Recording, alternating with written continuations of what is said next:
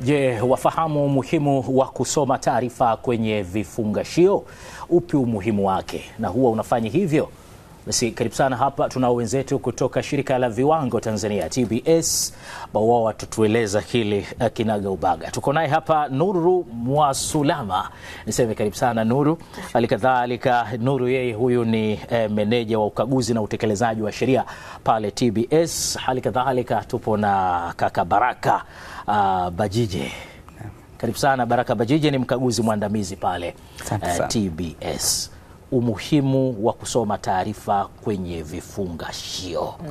Mara ya mwisho lini umesoma taarifa kwenye vifungashio? Umeona Na kilicho jambo jema ni kwamba TBS sasa hivi walivyojitahidi ni kwamba hata ukinunua clips, ukinunua visheti, kashata, kama kipo kwenye kifungashio basi wanakuwa na kakaratasi kale ambako kanaonyesha maelekezo. Tumetumia chumvi, maji. Lakini je, huwa tunakumbuka kusoma? Naam. Kwa maana vimewekwa vile kwa ajili yetu sisi wanunuzi, wateja tunasema, walaji. Vizuri sana. Kabla ya kuingia kwa undani kuhusu hili, tunaposema vifungashio tunamaanisha nini? Karibuni sana. Tunashukuru kwa ukaribisho mzuri. Naam. Tunaposema vifungashio ni kibebeo chochote cha chakula ambayo ni primary package, kifungashio cha kwanza kinachoanza kukihifadhi kile chakula, kutunza chakula. Kwa sababu kwenye aina za vifungashio kuna kile ambacho kinakutana na chakula chenyewe, kuna kile ambacho kinakusanya labda dazeni moja ya chakula, kuna kile ambacho inabeba, najua Azam mnazalisha bidhaa nyingi, naona. Kwa sisi hapa kwa somo la leo ni kile kifungashio ambacho kinabeba chakula, kinakutana na chakula. Kwa kama ni soda, kwenye chupa ya soda. Kama biskuti, kile kifungashio cha biskuti. Mlaji wa mwisho. Mlaji wa mwisho. Ile kwa hali ya urejareja wake unavyouziwa kule sokoni. Yes. Sawa. Sasa kila bidhaa ambayo inauzwa na kupitishwa na TBS lazima iwe na kifungashio? Ndiyo. Na hata chakula tunachokiongelea leo ni vyakula vilivyofungashwa. Kwa sababu utaratibu wa kudhibiti vyakula ambavyo havijafungashwa upo. Lakini chakula kikishafungwa kwenye kifungashio, ina maana hata tabia zinatakiwa kusimamiwa. Inakuwa kwenye kibebeo kimoja, kwa hata tabia inakuwa ni tofauti na chakula kikiwa hakijafungashwa. Kwa tunachokiongelea leo hapa ni mahususi kwa vyakula vilivyofungashwa. Baraka, tueleze sasa mambo muhimu ambayo yanatakiwa kuandikwa kwenye yale maelezo ya hizi bidhaa za vyakula. Mambo muhimu yameainishwa kwenye viwango vya bidhaa husika, lakini kuna yale ya msingi ambayo kila bidhaa lazima iwe imeweka. Cha kwanza kabisa, tunatarajia bidhaa hiyo ijulikane kwa jina. Kwa jina la bidhaa yenyewe lazima iwepo kwenye kifungashio. Na hapo tukisema jina la bidhaa tunamaanisha ile jina la asili na jina la biashara kama lipo. Kwa mfano kama ni biskuti, basi neno biskuti liwepo pale, ila anayenunua jua ananunua biskuti. Sasa kama imeongezwa sasa utaalamu mwingine wa kuiuza kwamba ni Azam biskuti, sawa, itaongezeka hiyo Azam biskuti, lakini jina la kwanza. Jambo la pili ni tarehe ya kuzalishwa kwa hiyo bidhaa na tarehe ya mwisho wa matumizi ya hiyo bidhaa, kwa maana ya expired date. La tatu ni jina la aliyetengeneza na mahala anapopatikana. Hizo taarifa lazima ziwepo. La nne, na ambalo ndo muhimu zaidi, ambalo tumekuja nalo leo, ni vilivyomo kwenye hiyo bidhaa. Ingredients. Umeweka nini? Hiyo biskuti ina chumvi, ina ngano, ina nini? Hivyo vitu ulivyovitumia uviweke, lakini pia na kiwango kilichotumika, kwa maana ya kama ni sukari, ratio iko kiasi gani? Uwiano ukoje? Chumvi uwiano ukoje? Ngano ilikuwa na gluten, hiyo gluten imo au haimo? Kama haimo basi useme haimo. Kwa sababu kuna watu ambao ikiwemo akitumia bidhaa yenye gluten wakati mwili wake haupokei gluten, utamsababishia matatizo. Kwa lazima achukue akiwa anajua kwamba kuna hicho kiambato au hakimu. Kwa hiyo ni vilivyomo. Na lingine sasa ambalo na pia ni muhimu kuwepo kwenye nani, linahusu mazingira. Tunataka kujua hicho kifungashio baada ya kuwa kimetumika, hicho kifungashio kinatunzwaje? Kinarudi kwenye mazingira au nakirudisha kiwandani? Lazima kionyeshe hizo taarifa kinaelekea wapi. na taarifa zingine ambazo zimeainishwa kwenye kiwango cha bidhaa husika. Sawa, kanuni sasa zipoje kwa kiwanda ambacho kinatengeneza hiyo bidhaa? Kwenu ninyi jukumu lenu ni lipi sasa kuhakikisha huyu mlaji anapata kilichokuwa bora kwa afya yake? Swali zuri sana. Na Shirika la Viwango Tanzania kama tunavyofahamu, pamoja na majukumu mengine ambayo inayo kwa mujibu wa sheria, jukumu la kwanza ni kuthibitisha ubora wa bidhaa, lakini pia kusajili bidhaa za chakula zinazotoka nje. Wote tunafahamu kwa viwanda vya ndani tunafanya uthibitishaji, tunahakiki mifumo ya uzalishaji bidhaa, lakini na zile bidhaa ambazo zinazalishwa zinapimwa maabara, na vile vile taarifa za kwenye lebo zinafanyaje, zinatathminiwa. Tunaposema bidhaa imethibitishwa ama imesajiliwa, maana yake ni mawili. Kwa viwanda vya ndani, maana yake kiwanda kimekaguliwa na kukidhi matakwa ya kanuni za usafi za kimataifa, tunaita codes of hygiene. Lakini ya pili, bidhaa imepimwa maabara na kufaulu. Takwa la tatu ni tathmini ya taarifa za kwenye lebo. Kwa wakati tunafanya mchakato wa kusema kwamba hii bidhaa ni bora na salama, maana yake ni tatu. Mahala inapozalishwa pamehakikiwa, bidhaa imepimwa maabara kwa mujibu wa viwango cha bidhaa husika cha chakula. Lakini cha tatu, lebo imetathminiwa kama ambavyo ndugu yangu Mbajiji hapa amesema, lazima ionyeshe hizo sifa ambazo tumesema.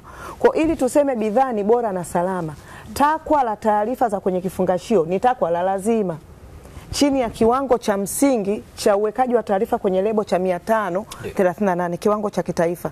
Ukiachilia mbali viwango vya bidhaa moja za chakula, tuna kiwango cha kitaifa ambacho kimeuanishwa kikanda katika nchi wanachama ya Jumuiya za Afrika Mashariki. Kwa hiyo tuna kiwango kimoja. Tunapoongelea taarifa za kwenye kifungashio, tumeshakubaliana ni taarifa zipi kama alivyosema ndugu yangu Baraka hapa. Sawa. Tuje kwenye suala la lugha. Tunafahamu kuna bidhaa ambazo zinatengenezwa na wajasiriamali ambazo mara nyingi tunazikuta zinaandikwa kwa Kiswahili, lakini kuna bidhaa ambao wanatengeneza viwanda vyao wanaenda kuuza na nje ya mipaka ya Tanzania. Upande wa matumizi ya lugha ya Kiswahili inawabana vipi hapa au inakuwaje? Na tatizo sio lugha ya Kiswahili. Tatizo ni tunachotaka ni lugha inayoeleweka kwa watumiaji. Sasa kwa mtu anayezalisha bidhaa na sio tu kutoka ndani, sio jasiriamali wa ndani tu, hata anayeleta bidhaa kutoka nje ya nchi. Hiyo bidhaa inayokuja kwenye soko la Tanzania lazima iwe na lugha ambayo Watanzania wanaielewa, kwa sababu ndo wanakuja kula. Kile kifungashio kinatakiwa kiwasiliane kati ya mlaji na mzalishaji. Aliyezalisha bidhaa kama yuko Dubai, yuko China, yuko sehemu gani, bidhaa inakuja kuliwa Tabata. Huyu wa Tabata aweze kuwasiliana na mzalishaji kupitia ile lebo. Kwa hiyo lugha ni muhimu, kwa maana kwamba lugha inayoeleweka. Sasa kanuni zetu zikoje? Kwa bidhaa zile ambazo tunaziita bidhaa hatarishi au zinatumiwa na makundi mahususi, kama mfano bidhaa za maziwa ya watoto wachanga, hizi ambazo wamama wanachanganya, anampa mtoto anakunywa. Sharti la kwanza, lazima hiyo bidhaa pamoja na lugha nyingine utakayoiweka lazima iwe na lugha ya Kiswahili, kwa sababu Watanzania asilimia kubwa wanatumia lugha ya Kiswahili. Kwa hiyo kama unaweka Kiingereza, unaweka Kizuru, unaweka sijui lugha gani, lakini lazima yawe na lugha ya Kiswahili. Ni kanuni muhimu. Iwe imezalishwa nje ya nchi au imezalishwa ndani. Na kwa bidhaa zingine inaweza kaweka lugha nyingine yoyote, lakini aidha Kiswahili au Kiingereza. Kwa sababu lazima Watanzania wajue, sio kaleta bidhaa ina lugha ya Kichina 100% au ina lugha ya Kifaransa. Watanzania wengi hatuko kwa zinazotengenezwa ndani, anaweza kuandika Kiingereza tu na karuhusiwa. Kwa zinazozalishwa ndani kiwango, unajua tu kila kitu dunia imekubaliana. Kuna dunia imeshakubaliana kwenye vitu vya msingi vyote. Na ndio maana nikaongelea masuala ya kiwango namba 538. Kwa bidhaa yoyote inayozalishwa nchini ama inayotoka nje ya nchi inayoingia, ni Kiswahili na Kiingereza. Sasa mtu anajua anapelekea soko gani, kama alivyosema Baraka. Hazuiliwi mtu kulebo Kiingereza tu, hazuiliwi mtu kulebo Kiswahili, na hazuiliwi kuweka lugha zote mbili, kwa sababu yeye anajua. Lakini sisi tunachotaka Kiswahili either or both. Either au both, zote mbili. Kwa hiyo zinaweza zikatumika na wala hakuna changamoto. Dunia Kiingereza inaongea, tunaona biashara zinafanyika kwa taarifa ni za Kiingereza, lakini kuna wajasiriamali wetu wadogo nao wanafanya kwa Kiswahili, lakini baadaye wakiongeza wanafanya kulingana na soko linavyokuwa. Lakini kikubwa sasa na TBS ambacho tunasisitiza umuhimu wa kusoma hizo taarifa. Ni kwa sababu gani? Ndio. Kama nilivyotangulia kusema hapo awali, tunaposema bidhaa ni bora, sio tu ufaulu wa maabara. Takwa lingine ndio lebo. Sasa kwa pale kuna taarifa nyingi za msingi, ikiwa na muda wa matumizi. Ndugu yangu, huwa unasoma taarifa kwenye kifungashio, hasa production and expiry. Mpaka nitumie nione mbona kama radha sio. Sasa unanielewa? Unaanza kusema kuna expire hapa. Umeona? Umekuwa mkweli. Tunashukuru sana, na ndio maana leo tuko hapa kwa kweli, pamoja na taarifa zote za jumla ambazo tumeziabainisha. Tunakuja leo hapa kuwakumbusha Watanzania kwa ujumla, mdhibiti wa kwanza ni mlaji, kwa sababu unakuta serikali imeshafanya kazi kubwa, imehakikisha mifumo ipo, shirika limefanya kazi, bidhaa zimethibitishwa ama zimesajiliwa. Maeneo ambayo yanauza hizi bidhaa tumesajili, hizo supermarket tunasajili kwa sababu ya kutengeneza mfumo fuatilizi iwapo kuna changamoto imetokea. Inafika pale usome, alafu unakwenda kutumia, malalamiko yanarudi kwetu. Amesema vizuri Mbajije, usiposoma namna ya kuhifadhi, dada, kuna bidhaa ukiifungua tu anakuambia weka kwenye friji. Sifa ya taarifa ya kwenye kifungashio lazima iseme namna ya kuhifadhi, joto na maelekezo ya kutumia. Kuna bidhaa ukifungua lazima weka kwenye friji. Sasa kunatokea hizo changamoto, mtu anaanza kupata, ndio anashtuka, kumbe bidhaa ilishajitambulisha kwako. Umenielewa? Kwa hiyo muda wa matumizi ni muhimu, kusoma maelekezo. Kuna bidhaa ukitumia kwa uasili wake zina vile viambata vinasababisha uchochezi wa mzio, allergy. Unakuta bidhaa zenye asili ya protein, zile allergens, mtu anakuwa shangaa anajikuna, lakini bidhaa ilishakwambia. Umenielewa? Lakini na kwa nini hizi expiry date tusome? Tarehe za mwisho za matumizi. Chakula kina tabia ya kubadilisha tabia muda unavyo kwenda. Expiry date, siku ya ku-expire, yani muda ukifika kwamba imekwisha, tabia zinabadilika kabisa, na hivyo ukitumia inakuwa sumu. Inaweza ikafanya chochote. Ikibadilika tabia, manake ubora na usalama wake umepotea. Madam Nur, umetukumbusha na kutufundisha hapa utaratibu huu muhimu kabisa pale ambapo unanunua bidhaa, kusoma kile kifungashio. Ndiyo. Kwa ukumbusho wako huu sasa, utamaduni wetu utakuwa ni kusoma vifungashio. Nimegundua hakuna sifa ya bidhaa ile mimi kuitumia kwa maana kwamba tayari muda wake umepita, imeharibika. Natakiwa kufanya nini? Swali zuri sana, na ndugu yangu Baraka ataongezea. Naam. Mlaji wa mwisho ambaye ndio mlengwa wa bidhaa, anapoona kuna bidhaa iko kwenye shelf inauzwa, si ndio? Ndio. Anapaswa kutoa taarifa Shirika la Viwango Tanzania. Tuna namba zetu za simu bure, tutazisoma mwisho wa kipindi, naomba mtatupa nafasi. Lakini shirika liko kwenye kanda zote, kanda 7, tuna kanda 7 katika mikoa yote ya Tanzania bara. Mtupe taarifa, kwa sababu askari wetu wakaguzi wako kazini. Wafanyaje? Tutafanya ufuatiliaji. Lakini kingine, hatupendi tuje sisi tukute bidhaa kwenye shelf. Ni wajibu wa wasambazaji wa chakula, ni wajibu wale wasambazaji wakubwa na wadogo, manake wholesalers and retailers, kuzitenga hizi bidhaa, kwa sababu bidhaa kuisha muda wa matumizi ni kama maisha. Kuna wakati mtu anaondoka, si ndio? Tunasema ni natural law. Ni kanuni ya asili.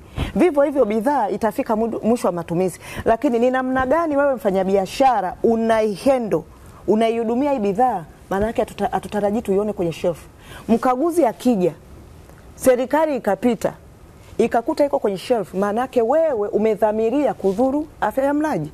Kwa sababu kimsingi maeneo yanayouza huwa tunawaambia, tunapokagua, unakuwa na leja buku yako. Vitu vinavyoingia lazima unote. Azam Baresa, naongea hapa Azam Baresa kwa sababu tuko kwenye Azam, tuchukue fursa hii. Nimepokea maji haya ya Azam, yamezalishwa tarehe ngapi, yanaisha mwisho lini. Kwa wewe kwenye stock yako, wewe muuzaji unajua. Maana yake hatutarajii zile bidhaa tuzikute kwenye shelf zime expire. Ni kosa kisheria tukikukuta.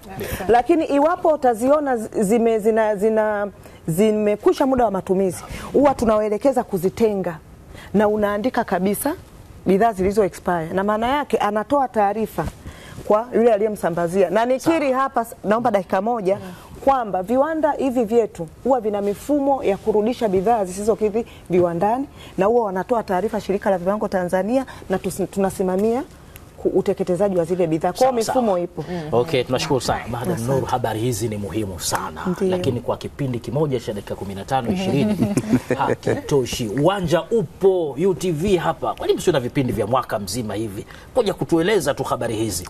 Litafakarini hili na lifikisheni. Tutalifikisha kwa viongozi. Basi tuwapoze kwa kutaja hiyo namba. Okay. Asante sana. Iwapo wananchi kwa sekunde 30. Nashukuru sana. Iwapo wananchi watabaini sio tu zilizo expire, iwapo watakuwa na taarifa yoyote muhimu ambazo wanaamini hizi taarifa ni jukumu la Shirika la Viwango Tanzania, tafadhali wasisite kuwasiliana nasi kwa namba ya bure 0800 110827. Ni masaa 24, tutawahudumia. Asante. Naam, mtazamaji wa Alasiri Lounge, ni Nuru Mwasulama huyu meneja wa ukaguzi na utekelezaji wa sheria TBS, na tulikuwa naye pia Baraka Ambajije, yeye ni mkaguzi mwandamizi TBS. Sina shaka kuanzia sasa tunaponunua bidhaa, basi cha kwanza kukimbilia kuona je, bado inafaa kwa matumizi bidhaa hii ama imepita muda wake.